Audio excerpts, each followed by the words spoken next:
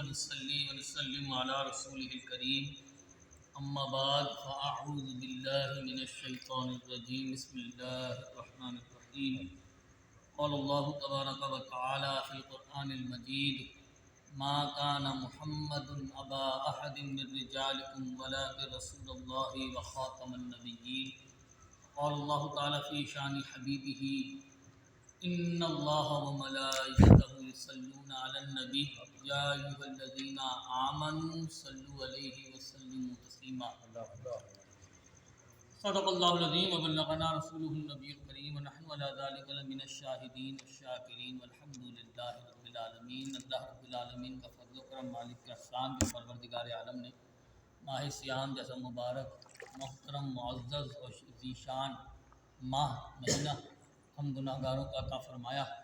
پروردگار کی توفیق سے، فضل و کرم، انعام و احسان سے دن میں روزہ رکھنے اور رات میں نماز تراویح کی ادائیگی کرنے کی اللہ نے ہمیں سعادت بخشی ہے۔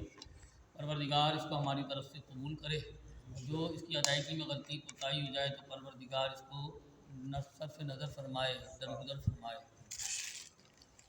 آج قرآن پاک کی آیت پیش کی، آپ نے دو آیات پیش کی ہیں، اور دونوں آیات جو ہیں وہ میرے پیارے نبی کی شان میں، شان مصطفیٰ۔ جگہ جگہ، جا بجا، متعدد مقامات پر اللہ نے اپنے پاک کلام میں اپنے پیارے محبوب کی شان کو بیان فرمایا۔ قرآن مجید میں اللہ تعالیٰ نے فرمایا ما کان محمد ابا احد من رجالکم ولکن رسول اللہ وخاتم النبیین۔ محمد صلی اللہ علیہ وسلم تم مردوں میں سے کسی کے باپ نہیں، لیکن اللہ کے رسول اور سب نبیوں میں پچھلے نبی ہیں۔ اس آیت مبارکہ سے ہمارے پیارے نبی آقا دو جہاں صلی اللہ علیہ وسلم کی ختم نبوت کا بیان، سرکار دو جہاں رحمت عالمیہ صلی اللہ علیہ وسلم آخری نبی بن کر دنیا میں تشریف لائے، اور جو نبوت کا سلسلہ حضرت سیدنا آدم علیہ السلام سے شروع ہوا، وہ نبوت کا سلسلہ ہمارے پیارے نبی پر ختم ہو گیا۔ اب قیامت تک کوئی نیا نبی نہیں آئے گا۔ یہ ہمارا بنیادی اعتقادی نظریہ عقیدہ ہے۔ جو اس عقیدے کا انکار کرے وہ کافر ہے، مرتد ہے اور دائرہ اسلام سے خارج ہے۔ قرآن مجید میں اللہ نے ایک اور مقام پر فرمایا الیوم اکملت لکم دینکم واتممت علیکم نعمتی ورضیت لکم الاسلام دینا۔ اس کا ترجمہ یہ ہے کہ آج کے دن تمہارے لیے تمہارا دین مکمل کر دیا گیا۔ الیوم اکملت لکم دینکم واتممت، اور تمام کر دی میں نے، واتممت علیکم تم پر، اللہ فرما رہا ہے میں نے تم پر تمام کر دی اپنی نعمت کو، واتممت علیکم نعمتی ورضیت لکم الاسلام دینا، اور اللہ فرما رہا ہے کہ میں نے تمہارے لیے اسلام مذہب کو پسند کر دیا۔ آج کے دن تمہارے لیے تمہارا دین مکمل ہو گیا، یہ قرآن نے فرمایا، اور پھر فرمایا کہ تم پر نعمت تمام کر دی، پھر آگے فرمایا کہ تمہارے لیے اسلام کو بطور دین پسند کر لیا گیا۔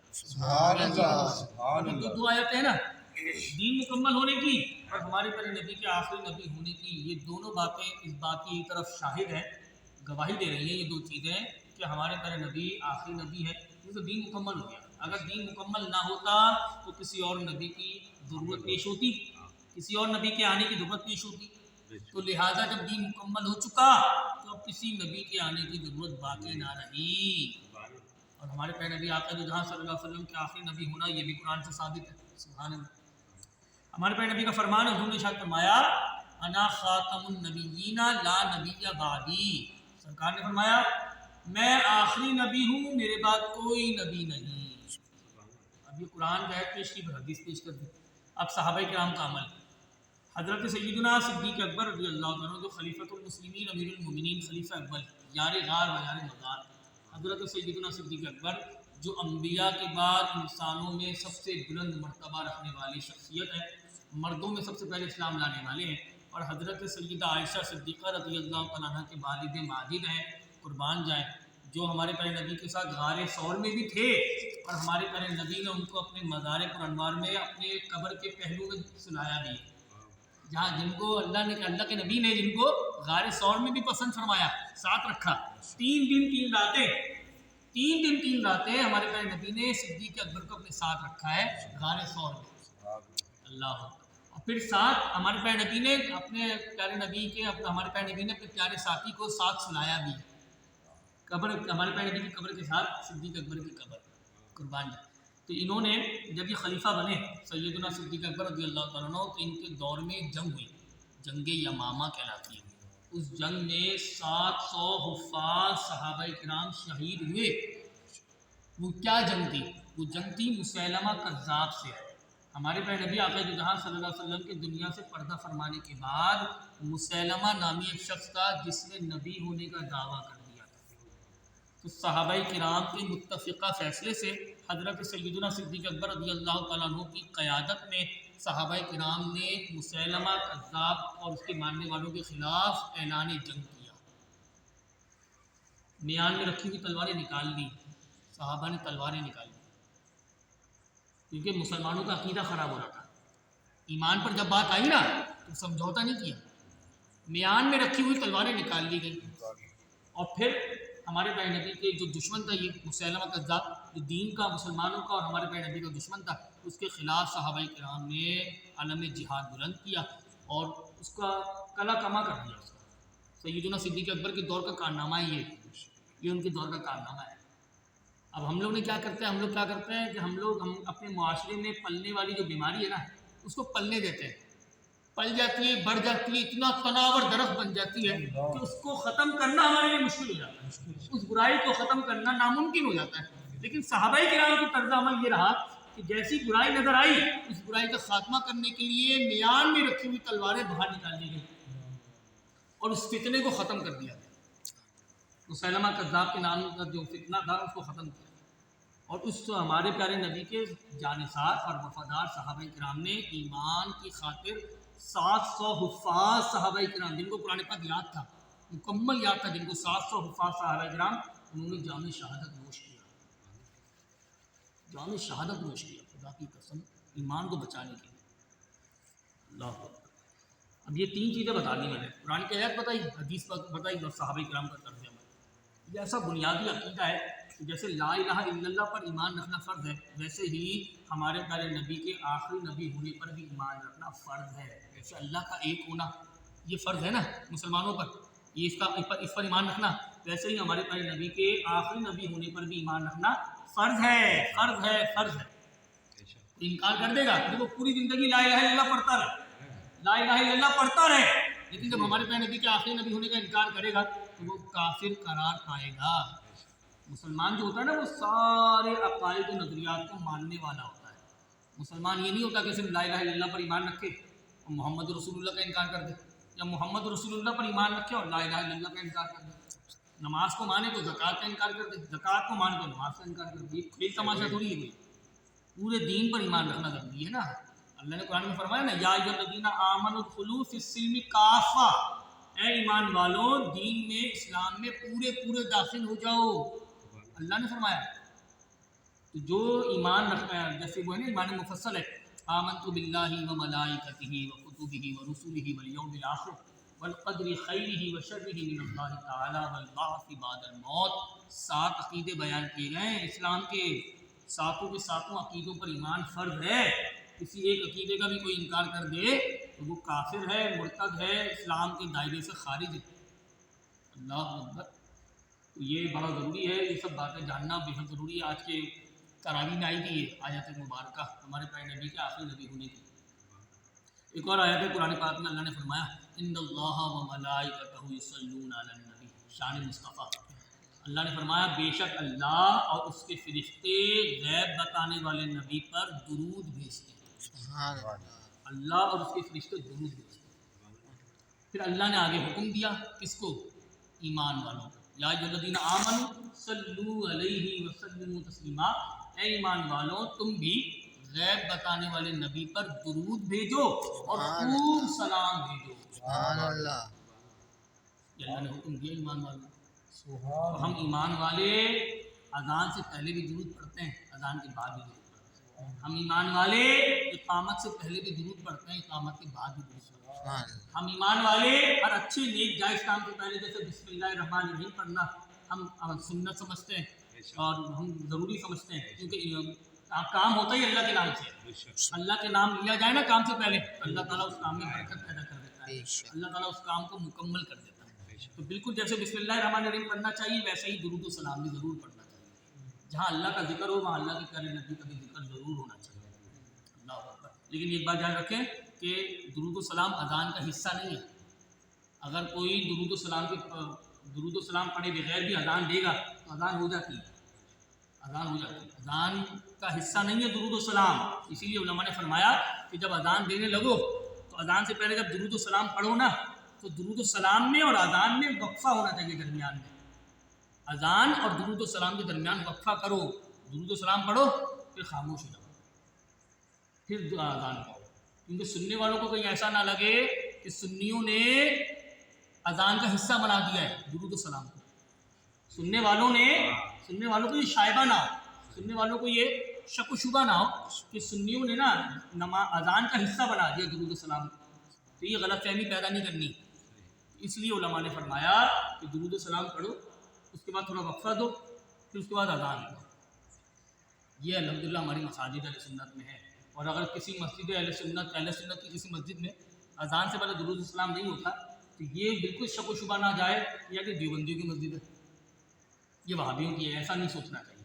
اور بہت ساری علامتیں ہیں ہماری اہل سنت کی مساجد میں، لکھا ہوتا ہے یا اللہ یا رسول اللہ، یہ لکھا ہوتا ہے الصلاۃ والسلام علیک یا رسول اللہ۔